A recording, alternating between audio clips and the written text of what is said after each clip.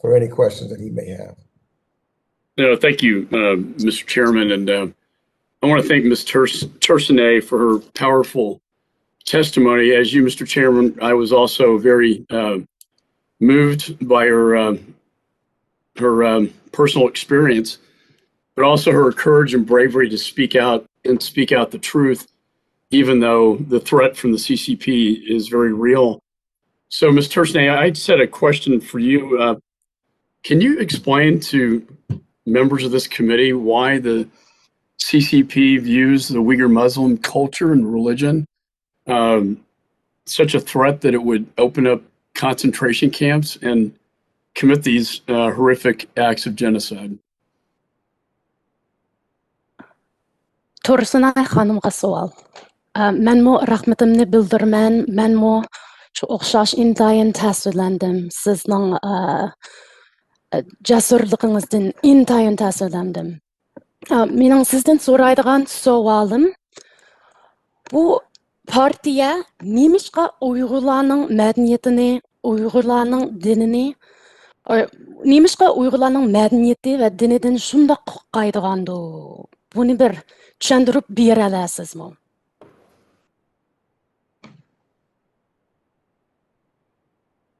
Men rahmat aytaman sizlarga yana bir qatim. Onun kelgandan men aşındaq düşünmey qalaman. Onun yerdə aşındaq ular haqiqiy aşındaq bir bizning dinimizdən Uyg'urlar bir qo'rqinchli narsadek his qildi. Hatto Xitoy hukumatining ash jazo lagerida men bo'lgan vaqtimda har biri bizning hech qanday qo'limizda hech qanday narsa yo'q. Ashning kamerning ichida necha saqchilar qurolliq temir uyning ichida turgan bo'lsaqmi, bizdan ular bir xil qo'rqqandek ashundaq muomala qildi. Qurolliq kirib, qurolliq chiqib, biz hech nima yo'q qo'limiz ashlaq ma'saqmi. Bular bizni faqat dunyodan yo'q qilish degandek bir ashtaq xarakterlik qildi. Lekin men shuni tushunmayman. Nima bu bizni u yoqda qo'rqinchli hech qanday ish qilmaymiz. Ularga hech qanday bir Uyg'urlar hech qanday bir qonunsiz ish qilmaydi. Lekin bu bir dunyo akayotgan tahdid deb o'ylayman bu. Faqat qo'rqib emas, Uyg'urlardan qo'rqib yoki Uyg'urlar bir ish qo'yamdi deb o'ylamaydi. Cho'qim bu butun dunyo qilayotgan tahdidi Uyg'urlar orqali deb o'ylayman. Bizga ham shuni davomli miyamiz qo'ydi ashulagan ichida.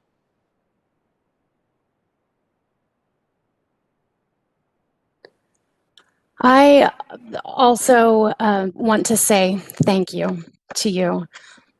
Similarly, I also don't exactly understand why, but they truly seem to feel that we are terrifying. In the time when I was in the concentration camp, we had nothing on our persons. The police had weapons, and still they treated us like we were terrifying.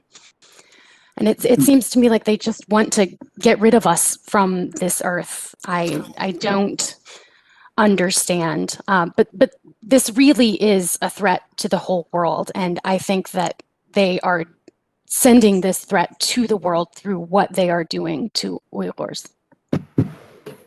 Thank you. Thank you, Ms. Tersenay. I mean, the CCP officials has said openly, you can't uproot all the weeds hidden among the crops in the field one by one.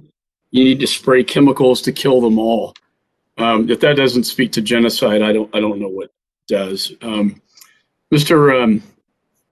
Mr. Turkle, I wanted to ask you about your family. I understand you still have family in the Xinjiang province, how their well-being is, and have they or you received threats from the CCP for your service?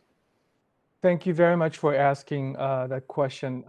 I came to the United States 26 years ago. Of those 26 years, I was only able to spend 11 months with my parents. You know, my background, the way that I was brought to this world. Half of my life, my parents are missing. And simply because CCP, they don't allow my parents to come to spend the rest of their time, whatever the time they left in this world. Both of my parents are experiencing serious health issues.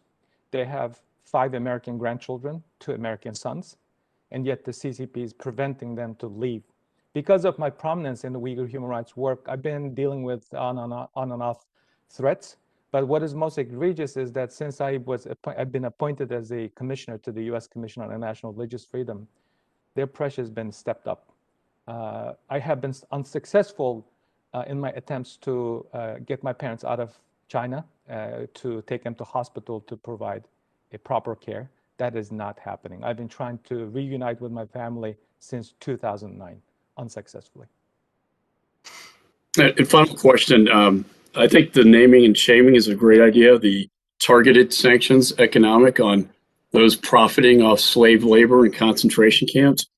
As we look towards the Olympics, I think there will be a diplomatic boycott, but I believe the corporate sponsors will still be involved. And I think there needs to be some sort of corporate responsibility here.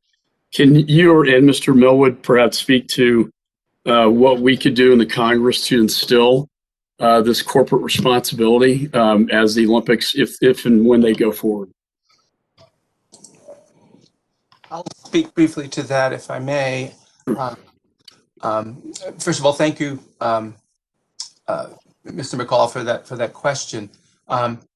I think, in the past, a lot of people have looked at the Olympic issue and looked back at the Soviet invasion of Afghanistan and have said that the boycott was not useful. I think it was useful. I think we need to use the opportunity, though, to have as many conversations, to bring corporations into it, to bring the athletes themselves, to spread the message rather than being a single up and down decision made, for example, by the president. Yeah, I agree with you. I think we wouldn't, if we boycotted Munich during the Nazi regime, we wouldn't have seen Jesse Owens prove to Hitler that his Aryan race was not superior. And I don't know if boycotting the Russian, I do think the athletes deserve their time, but I think this corporate responsibility notion needs to be, any ideas you have moving forward, I would love to hear those. Thank you. Thank you. Thank you, Mr. Chairman.